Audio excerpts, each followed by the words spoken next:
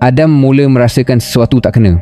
Inilah yang orang sebut sebagai uncanny valley, perasaan tidak selesa bila berdepan sesuatu yang hampir tapi tidak sepenuhnya normal. Let me tell you a story. Ramai orang kata perasaan takut itu cuma ilusi. Tapi bila anda sendiri di sana, dalam suasana begitu, adakah anda masih yakin itu cuma perasaan? Bayangkan, anda berjalan di kegelapan, tiba-tiba ternampak satu sosok tinggi berjubah putih. Adam fikir, mungkin cuma kain tersangkut di dahan. Tapi semakin dekat, jelas itu bukan sekadar kain pocong.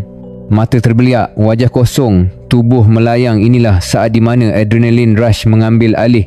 Jantung berdegup kencang, minda cuba logikkan apa yang dilihat.